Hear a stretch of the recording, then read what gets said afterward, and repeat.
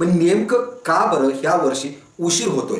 ज्याची आपण वर्षभर वाट पाहत होतो तो महिना उजडलाय, अजूनही प्रवेश प्रक्रिया सुरू होत नाहीये. तर त्याबद्दल जर तुम्हाला काही काळजी वाटत असेल तर हा व्हिडिओ तुमच्यासाठी आहे. नमस्कार पालको, दत्ता चवले माहिती या यूट्यूब चॅनलमध्ये आपल्या सर्वांचं पुन्हा एकदा स्वागत आहे.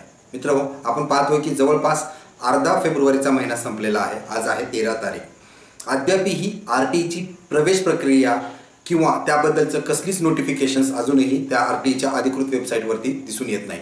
मागील वर्षी आपण पाहिलं तर फेब्रुवारी महिन्यामध्येच म्हणजे जानेवारीच्या शेवटी शाळेची नोंदणी ही सुरू झाली होती आणि मार्च 1 तारखेला हे विद्यार्थ्याची नोंदणी किंवा ॲप्लिकेशन प्रोसेस सुरू झाली होती, जी की 1 मार्चपासून 25 मार्चपर्यंत होती. परंतु आज आपण पाहतो की 13 फेब्रुवारी उलटलेली आहे. अद्यापही RTच्या वेबसाईटवरती येणाऱ्या वर्षासाठी म्हणजे 24-25 साठी अजूनही कसलीच नोटिफिकेशन नाही आहे ना. शाळांनी अजूनही नोंदणी केलेली आहे आणि विद्यार्थ्याच्या नोंदणीचं तर आणखी बरंच लांब राहणार आहे.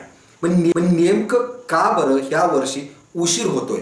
अशाही बातम्या वर्तमानपत्रात येत आहेत की RTमध्ये बदल होणार आहे मोठा किंवा RT प्रक्रिया ही बंद करण्यात येत आहे. तर या सर्व गोष्टीचा संभ्रम पालकांमध्ये आहे.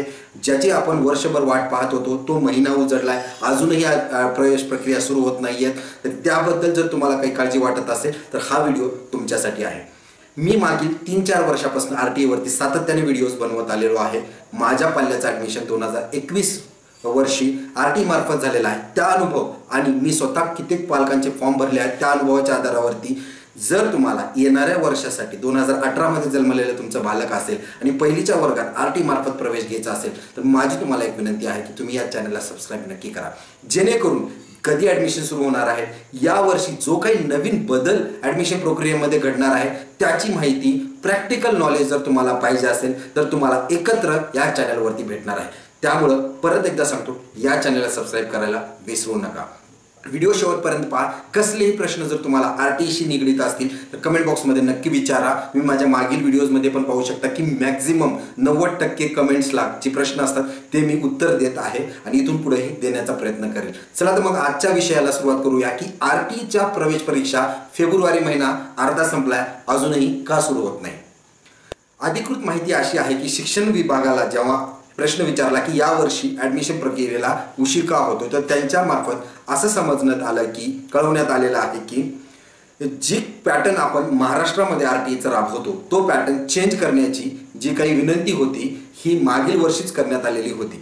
सरकारकडे RT पॅटर्नमध्ये जी कुठले दुसरे राज्य असतील जसं गुजरात आहे, राजस्थान आहे किंवा कर्नाटक आहे, त्या राज्यामध्ये ज्या प्रणाली मार्फत RTचे ॲडमिशन्स होतात त्याच धर्तीवर आता महाराष्ट्रामध्ये पण RT मार्फत ॲडमिशन्स घेण्यात यावे अशी विनंती मागील वर्षी करण्यात आली होती आणि त्यावरतीच अंमलबजावणी करण्यासाठी यावर्षी ॲडमिशन प्रक्रियेला काय तो उशीर होत आहे. पण नेमकं बदल कुठले होणार आहेत अशी अपेक्षा आहे या यंत्रणेकडनं, जे सरकारी शिक्षण विभागाकडनं सांगण्यात आलेलं आहे किंवा बाकीच्या राज्यामध्ये जसं की कर्नाटक असेल किंवा आंध्र प्रदेश असेल त्यामध्ये कोणत्या प्रकारे ॲडमिशन्स केले जातात आणि ती ॲडमिशन प्रोसेस किंवा त्या अटी व शर्ती आपल्यालाही लागू होऊ शकतात, हेच आपण जाणून घेण्याचा प्रयत्न करणार आहोत.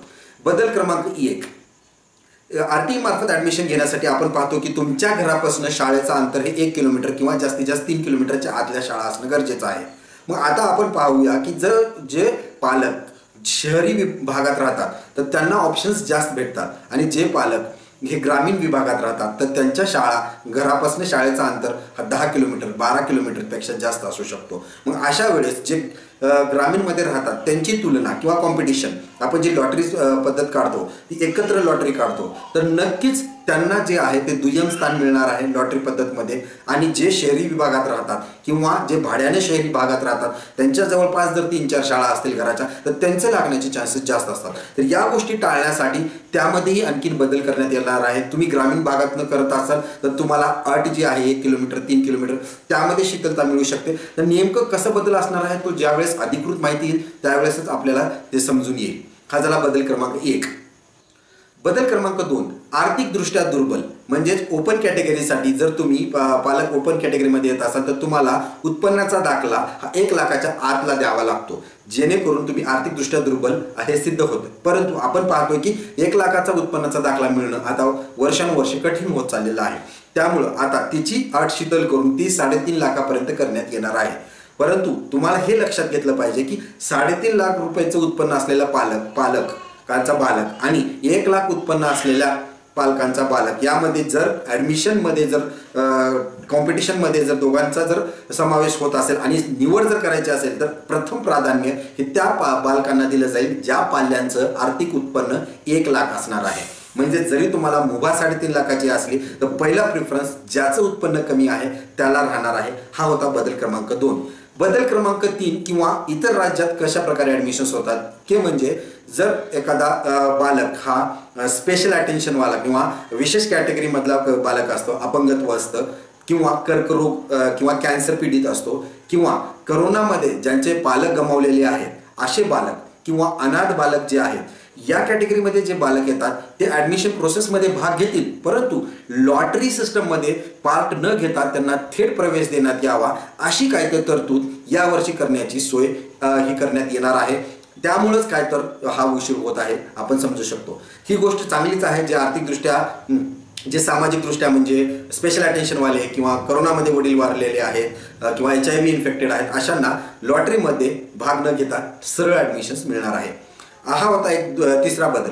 चौथा बदल आहे की सिंगल मदर. या सिंगल मदरच्या केसमध्ये असं पाहण्यात येतं की त्यांना उत्पन्नाचा दाखला जो घ्यावा लागतो तहसीलचा, तो उत्पन्नाचा दाखला मिळवण्यासाठी मशागती करावी लागते. त्यामुळं सरकारमार्फत या यंत्रणेला म्हणजे महसूल विभागाला आदेश देण्यात आले की लवकरात लवकर सिंगल मदरच्या केसमध्ये उत्पन्नाचा दाखला काढून देण्याची तरतुदी करण्यात यावी.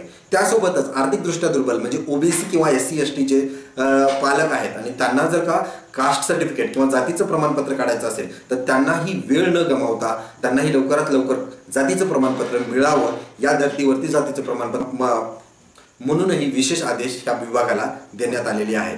बदल क्रमांक 5 हा एक महत्त्वाचा आणि मोठा बदल असू शकतो. आजपर्यंत आपण पाहिलं की महाराष्ट्रात RT मार्फत प्रवेश विना अनुदानित शाळाच प्रवेश प्रक्रियेमध्ये भाग घ्यायच्या आणि त्या शाळेत RT मार्फत ॲडमिशन.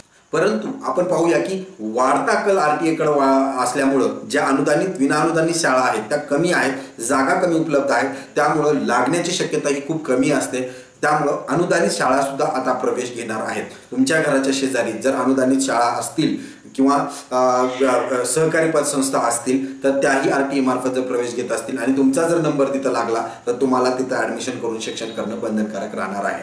शिवाय शेवटी नेमकं काय काय बदल होणार आहेत, नेमकं त्याच धर्तीवरती आपण जे बोललो त्यावरती बदल करण्यासाठी वेळ घेतला जातो की आणखीन कुठल्या कारणामुळे वेळ घेतला जातोय हे पाहण्याची गोष्ट आहे. आपण सगळे प्रतीक्षा करूया. तोपर्यंत माझी तुम्हाला विनंती आहे की तुमचे जातीचं प्रमाणपत्र असेल किंवा तुमचा उत्पन्नाचा दाखला असेल किंवा आणखीन पाल्याचं जन्माचा दाखला असेल तोपर्यंत किंवा भाडे करार जर तुम्हाला करून घ्यायचा असेल अद्यापही केला नसेल तर तुम्ही लवकरात लवकर भाडे करार करून घ्या.